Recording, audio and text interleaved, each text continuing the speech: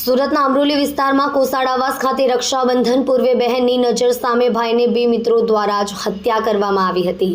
આ હત્યાની ઘટનાને લઈને અમરોલી પોલીસમાં ગુનો નોંધાયો હતો। અમરોલી પોલીસ દ્વારા બંને રાહુલ નામના આરોપીને ઝડપી પાડવામાં આવ્યા છે। સામાન્ય બોલાચાલીમાં બે મિત્રે મળીને મિત્રને મોતને ઘાટ ઉતાર્યો હતો। મૃતક અને બંને આરોપીની અગાઉ અલગ અલગ ગુનાઓમાં સંડોવણી હોવાનું પણ સામે આવ્યું છે। મળતી માહિતી પ્રમાણે મૂળ નવસારીના વતની અને સુરતમાં અમરોલી કોસાડ આવાસમાં રહેતા અને કતારગામ ગજેરા સર્કલ પાસે શ્રીજી મદ્રાસ વડાપાવની લારી પર નોકરી કરતા 55 વર્ષીય ભગુભાઈ ઉર્ફે વિજયભાઈ મગનભાઈ નાયકાનો 23 વર્ષીય પુત્ર આશિષ કતારગામ જીઆઈડીસીમાં રોલ પોલિશ કરવાનું કામ કરતો હતો।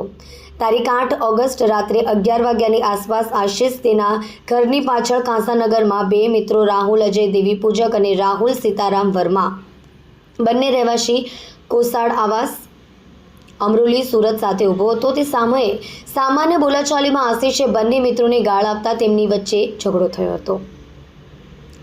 બંને મિત્રો આશિષને મારતા હતા। ત્યાં જ રહેતી આશિષની મોટી બહેન હર્ષિદા નવીનભાઈ રાઠોડની નજર પડતા તેણે ઘરે જઈ પિતાને જાણ કરતા તેઓ અન્ય પુત્રી સોનલ, આશિષની પત્ની મોનિકા અને અન્ય તમામ કાંસાનગરમાં દોડી ગયા હતા। પરિવારજનો પહોંચ્યા ત્યારે રાહુલ વર્માએ આશિષને પકડી રાખી રાહુલ દેવ પૂજકે પોતાની પાસેના છરાથી તેને પીઠમાં, બંને હાથ ઉપર અને પગમાં ઘા માર્યા હતા।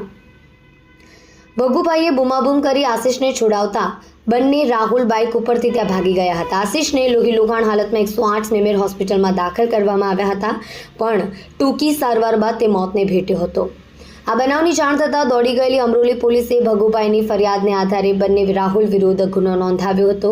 ત્યારબાદ કોસાડ આવાસમાં જ સંતાયેલ રાહુલ વર્મા નામના આરોપીને પકડી પાડવામાં આવ્યો હતો।